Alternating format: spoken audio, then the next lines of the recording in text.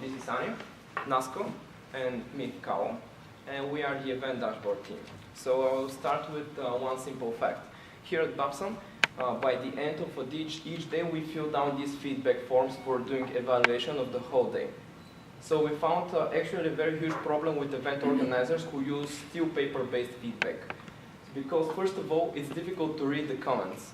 Then they are dealing with a really low response rate. There are a lot of time and money wasted because actually there's an event assistant who manually fills these paper-based feedback forms into the digital system, which basically creates double work for them. So event organizers lose both time and money on doing this process.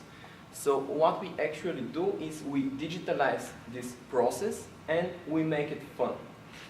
How we do that? First of all, we develop a software solution which is very flexible for each event organizer.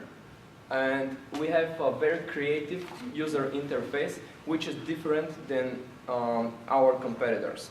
So we have a feedback form which aims to create this process a lot more native and user-friendly.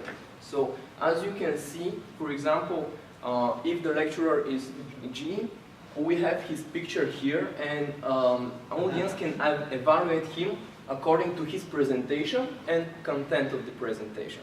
So they just place the balance between there.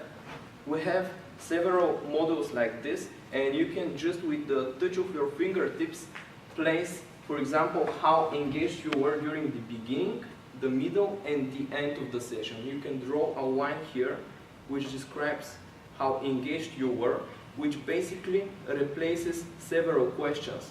Like with 7 or 8 questions, you can get exactly the same information, but with our feedback form, we just simplify the whole process and make it a lot more interesting and fun to do. So some other things are, we are very focused on the data security. We provide our customers with a private and dedicated server. The code is open for their developers in order to see what is going on in the system. And as well as I see, we have very interactive metrics and interactive ways to capture not only simple metrics, but also emotions of the audience. So probably you're asking why we are the right team to realize this idea. First and the most important thing is that the three of us have a lot of experience in participating in different kinds of events. We also have Kao, who is our software developer. He has more than 6 years in experience in developing software for event organizers, and his team back in Bulgaria is ready to start working on our idea as soon as we go back. Me on the other side, I have a lot of experience in NGOs and fundraising because more than 6 years I participate in different organizations. And we also have Nasco, who is our medical expert. Thanks to his rich network, we will manage to find our early adopters in the medical industry. And here comes our market. Thanks to the research that we did, we found out that there are more than 300,000 event organizers here in the USA. Out of them, more than 100,000 are dealing with conferences and social events. So we decided to target 30,000 of them as medium and big event organizers, and as I said, we'll target the medical industry as early stage customers because they're ready to use the technology and they're very eager to use data security in their feedback. We decided to concentrate also on New York, California, and Florida because these are the 3 states with the biggest events, which host the most people in the world every year, and they are the most technologically eager to start using this technology. Talking about our business model, it is based on business-to-business sales. We have our customer acquisition thanks to personal meetings and a good sales team which will help us reach the targets in the first and second year. We also have demo-free versions for the first event that the organizers will do, and the reference model, which means that, for example, if our first customer is smart enough and refers our product to 5 more people and they buy it, he will manage to take his money back and he will use our product for free.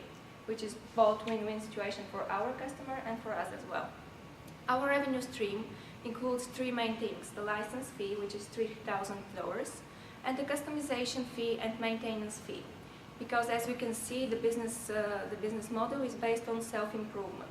Every time a new customer comes and asks for a new feature in the standard version, we'll add it to the initial standard version and we'll improve ourselves for the next customers.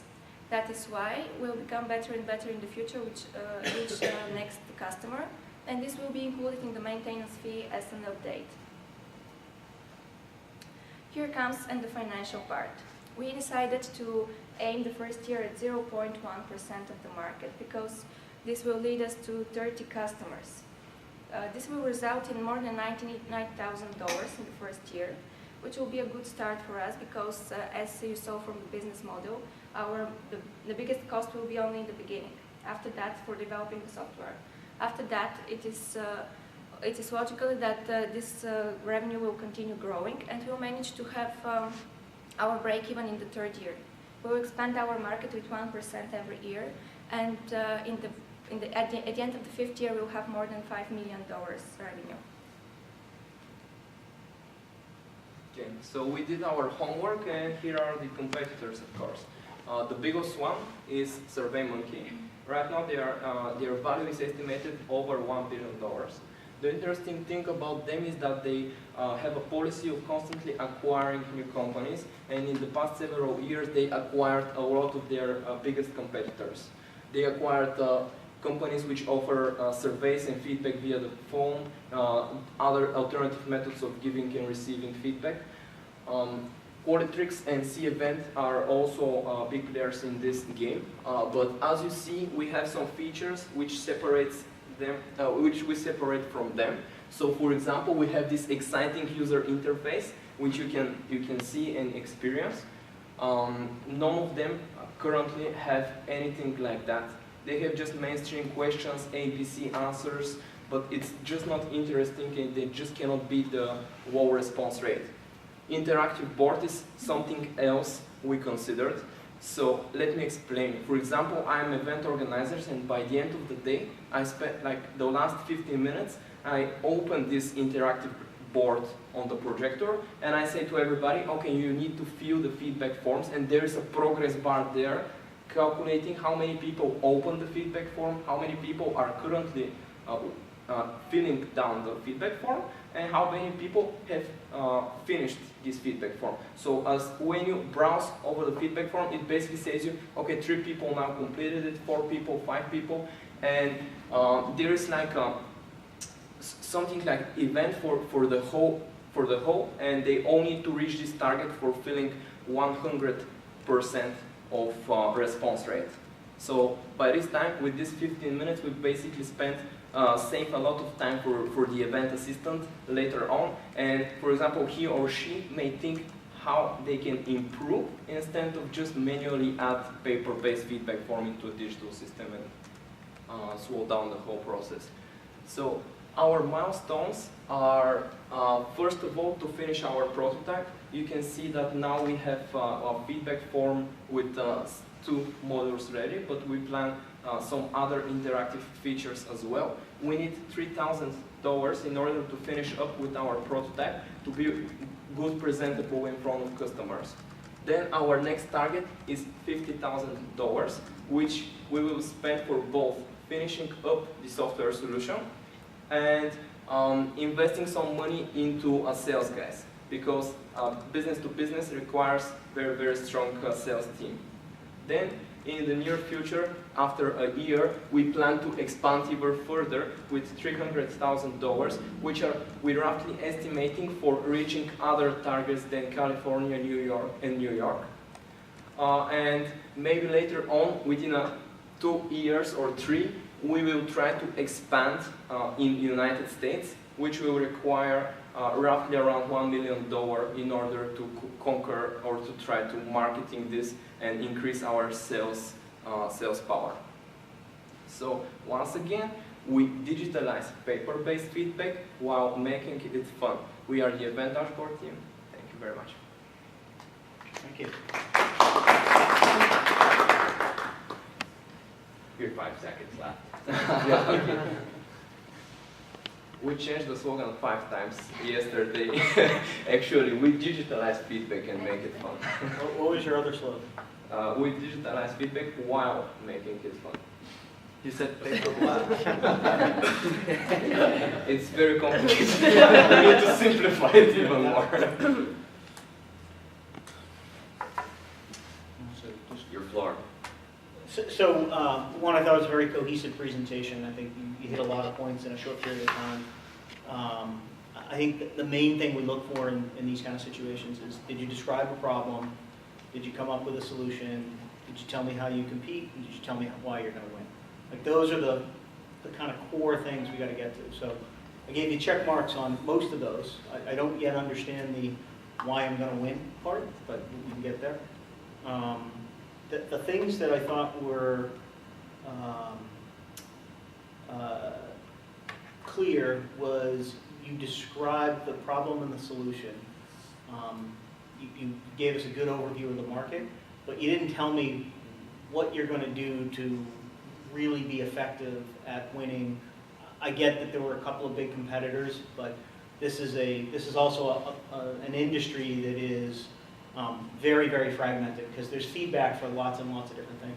If you got to the discussion earlier about, here's what we're going to go target, it makes it so much clearer about what this business is versus, we give feedback. I thought this was going to be an app that was sold to colleges for feedback on professors.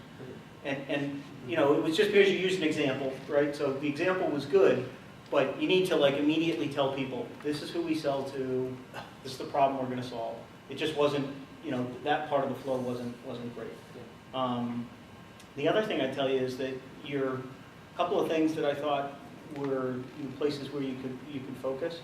I don't understand why security is such a big issue in this. I mean, I get it's information, you want to secure it, but it's not like life insurance data. I mean, it's just, you probably don't have to focus on. What I would focus on is, you talk about time and money. I also think you can talk about where shrinking the time to feedback. So not just the time it takes to go from paper-based, but there is a lot of utility in instantaneous feedback, right? Because it makes people in the audience, if they see, I love the idea of, we're going to put the whiteboard up at the end, and we're going to tell you, hey, you guys stink. You're at 60% participation. Ramp it up. I guarantee it'll go to 80. I mean, that's a great way to drive participation.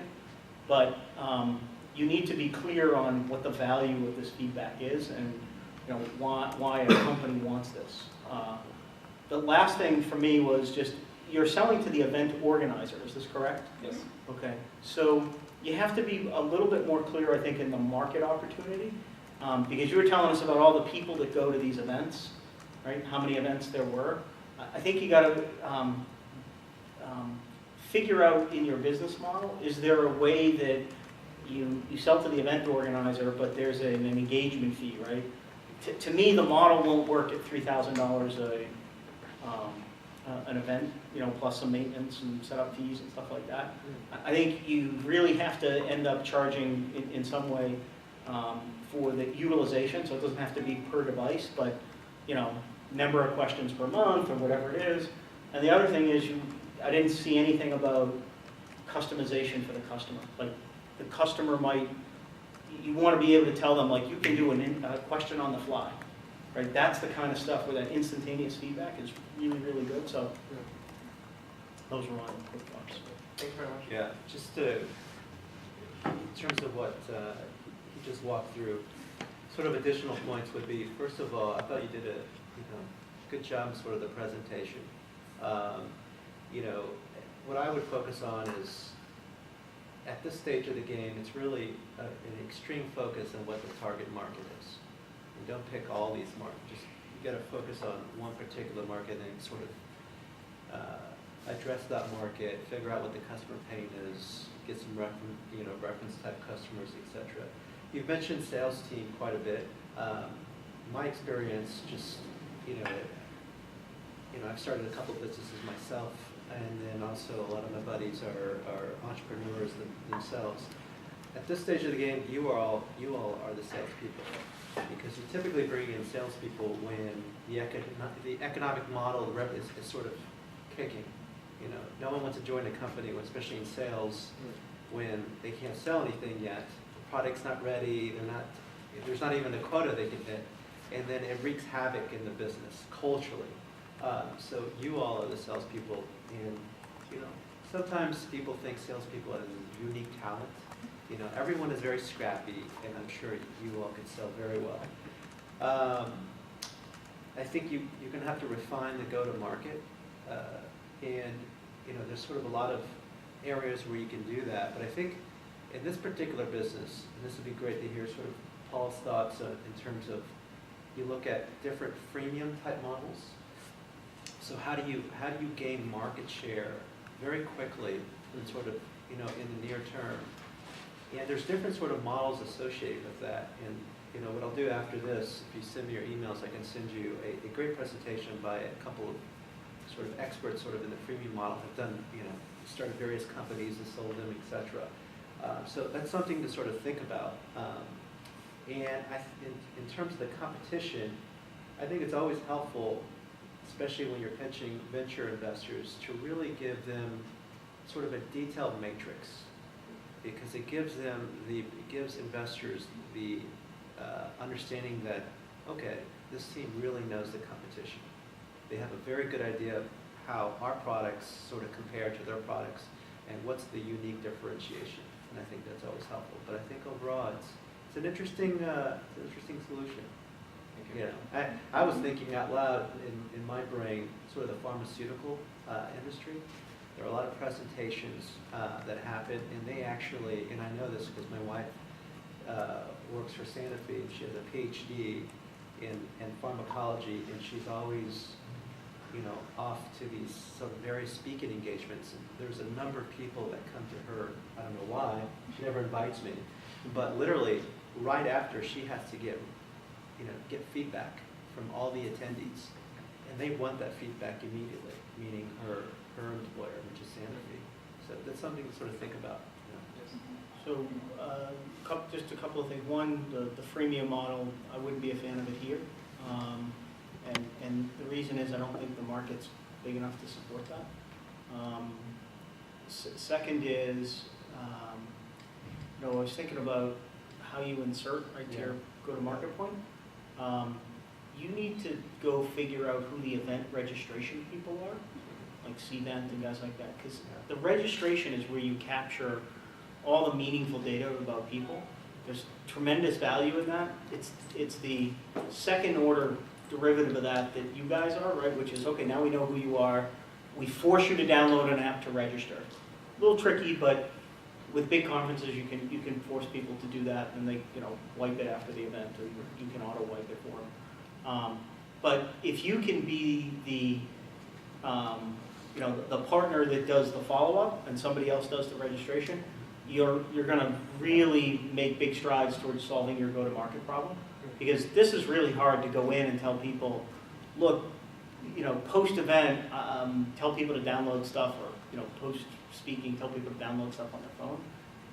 And it wasn't clear when exactly people did this, so I may have it wrong, but I think the insertion point is to try to figure out, is there a way to get partnered up with the people that do the registration?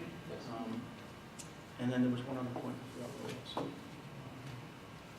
Actually, about the application, actually we did research, and it turned out that more people prefer to stay anonymous. That's why we actually have QR codes. Yeah, you can scan it with your phone, just to see. We installed this on development server, and just to see in real time the feedback form. Yep. And it's much easier, because if you need to download the application, install it, and it's Fair enough. yeah.